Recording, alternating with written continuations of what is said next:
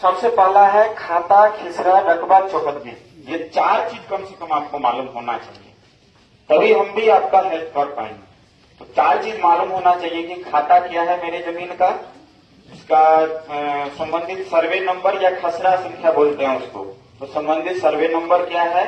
इसके बाद रकबा एकड़ और डिसमिल में भरिएगा, और अगर नहीं भर पाते हैं तो कट्ठा बीघा में भी भर दीजिएगा, तो हम लोग कन्वर्ट करिए देंगे, लेकिन कोशिश कीजिएगा कि एकड़ डिसमिल में कन्वर्ट करके दे, क्योंकि एंट्री जो है, अब मान के चलिए 2 पंचायत में 200-250 फॉर्म रोज आएगा, फिर हम एंट्री करते वक्त जो है कट्ठा बीघा को यदि एकड़ डिसमिल में चेंज करने लगे तो फिर दिक्कत हो।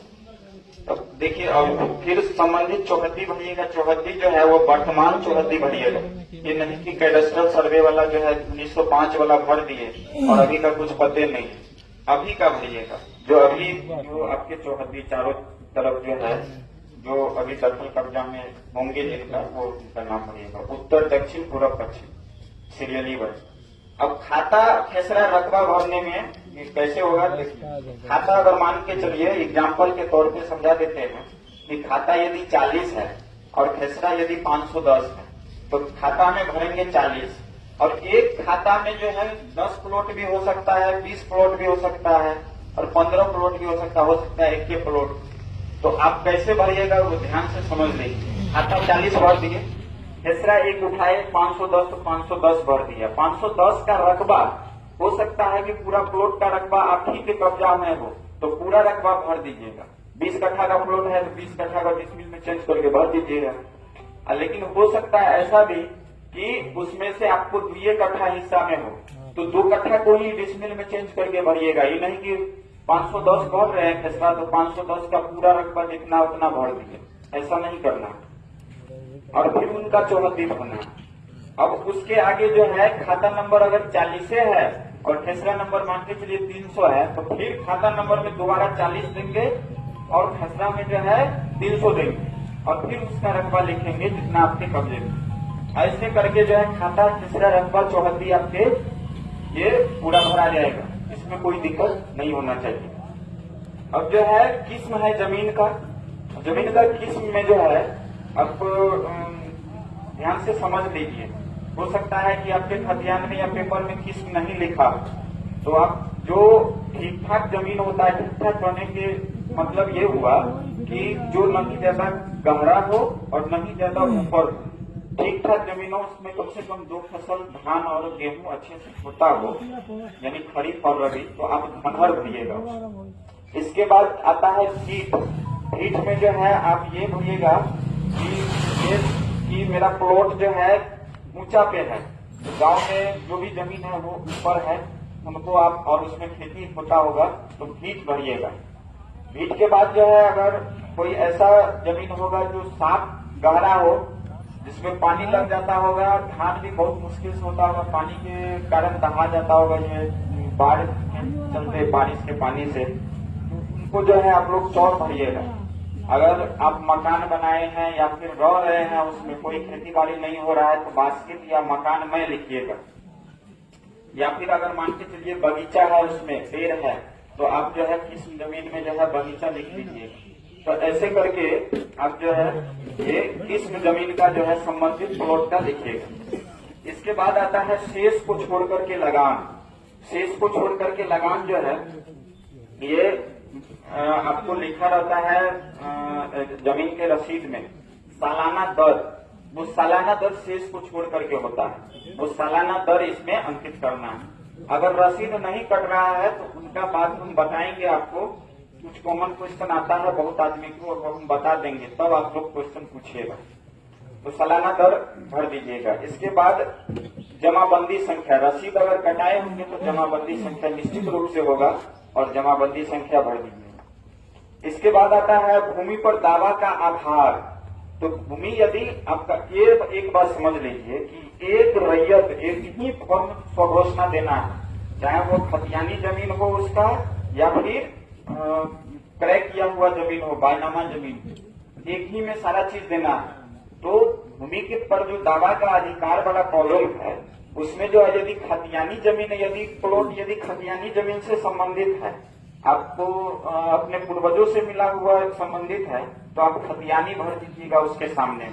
और यदि आप उस जमीन को खरीदे हैं तो आप क्रय भर दीजिएगा, या फिर बायनामा आप लोग बोलते हैं तो बायनामा भर दीजिएगा, हम लोग समझ लेंगे।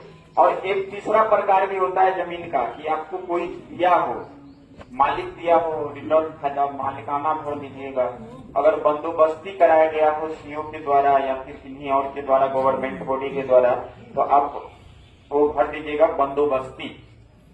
अब आता है अभियुक्ति कॉलम, लास्ट कॉलम है, नंबर कॉलम पे आगे है, और लास्ट कॉलम जो है वो अभियुक्ति कॉलम है। अभियुक्ति कॉलम में आप लोग जो है जमीन से संबंधित अतिरिक्त जानकारी जो होगा वो भरिए। और उसमें सबसे पहला अतिरिक्त जानकारी आता है कि आपका दखल है ये नहीं है जो आपके जमीन पे, आपको मालूम है, सारा प्रूफ भी है, पेपर ऊपर भी है, लेकिन आपका दखल नहीं है, कोई जबरन कब्जा किया हुआ, तो वहां अभियुक्ति कॉलम में उसके सामने लिख दीजिएगा कि बेदखल, यानी हम इस पर कब्जा नहीं किए हुए हैं, और दखलकार का नाम भी लिख दीजिएगा कि ये आदमी दखल किए हुए। इसके बाद यदि मालिक वाला जमीन है तो आप लिख दीजिएगा कि ईस्वी, कि कितना ईस्वी में मालिक ने हमको ये पट्टा दिया था या फिर रिटर्न फाइल किया था। इसके बाद आता है कि यदि कोई विवादित जमीन हो, जो भर रहे हैं जमीन का डिटेल हो सकता है कि उस पर केस चल रहा होगा हो, तो दोनों पक्ष उस पर दावा करेंगे और दोनों पक्ष को भरना भी है। और अभियुक्ति कॉलम में जो है टाइटल सूट नंबर या फिर एविक्शन सूट नंबर या पार्टीशन सूट नंबर, जो भी आपका जिस टाइप का केस चल रहा है उसका नंबर मेंशन कर दीजिएगा। और न्यायालय का नाम लिख दीजिएगा कि सिविल न्यायालय सिवान या फिर जिला न्यायालय सिवान या फिर उच्च न्यायालय पटना, वो नाम लिख दीजिएगा अभियुक्ति कॉलम में। तो इस प्रकार से आपका प्रपत्र 2 भर के रेडी हो जाएगा। अब कुछ लोगों को कंफ्यूजन होगा कि मेरे पास 50 प्लॉट है तो क्या एक ही फॉर्म में आएगा? नहीं आएगा। तो आपको प्रपत्र 2 फिर ज्यादा लेना पड़ेगा, जितना में आ जाए। तो 10 प्लॉट है तो 3-4 में आ जाएगा, एक पेज में लगभग 3 प्लॉट आ जाएगा, 3 प्लॉट का डिटेल। अगर किसी के पास 50 प्लॉट है तो इसको जो है उस हिसाब से 12-13 पेज जो है फोटो स्टेट करा के अपना भर लीजिएगा। तो ये प्रपत्र 2 यानी जमीन का सारा डिटेल जो है ये आपका क्लियर हो गया और भरा गया। अब आता है कि खतियानी जमीन यदि भर रहे हैं तो खतियानी जमीन भर रहे हैं तो आपको जो जिनके नाम से खतियान है उनसे संबंध स्थापित करने के लिए वंशावली की जरूरत होती है। तो पहले था कि आप सरपंच साहब से बनवाइए, लेकिन विभाग देखा कि सरपंच साहब जो है, सरपंच साहब का भी अपना मजबूरी है, वो 7 दिन जो है आम सूचना निकालते हैं और फिर 7 दिन का टाइम लगता है वंशावली बनाने में। तो 7 दिन का टाइम न लगे इसके लिए विभाग बोला है कि आप एक फॉर्मेट लीजिए, 3 का 1 फॉर्मेट है। उस फॉर्मेट का नाम क्या था मालूम है ना? आपको बताए हैं, अभी बुलाए तो नहीं ना? प्रपत्र 2 था और इसका नाम है प्रपत्र 3 का 1। तो प्रपत्र 3 का 1 वंशावली से संबंधित है।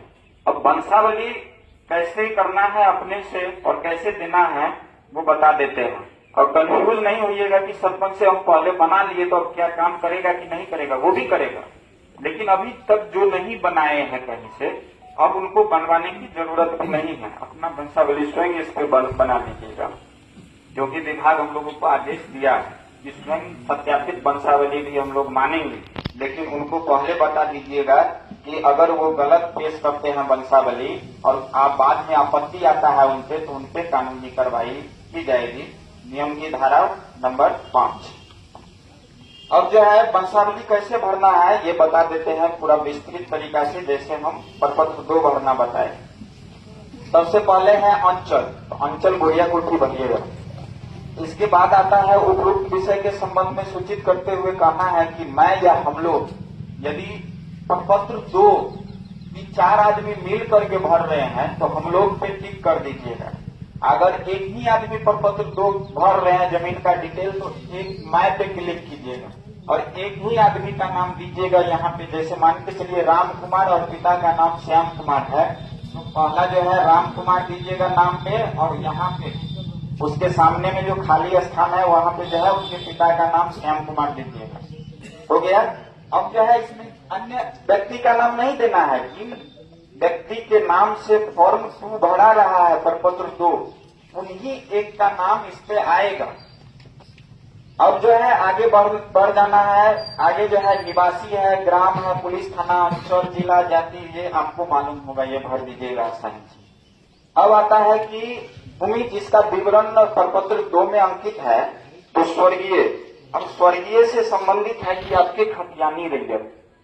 खतियानी रैयत यानी जो आपके खतियान बन रहा होगा, तो खतियान उस टाइम के कैडेस्ट्रल सर्वे में खतियान जो है, उनका नाम आपके दादा परदादा हो या फिर उनके पिताजी हो, उनका नाम उसमें मेंशन किया गया होगा। तो उस खतियानी रैयत अभी जिंदा नहीं होंगे, हर हालत में नहीं जिंदा होंगे, तो उनको उनका नाम यहाँ पे स्वर्गीय में भरिएगा, भर दीजिएगा। इसके बाद जो है पिता, उनके पिता का नाम, जिनके नाम से खतियान है, उनके पिता का नाम मेंशन कीजिएगा।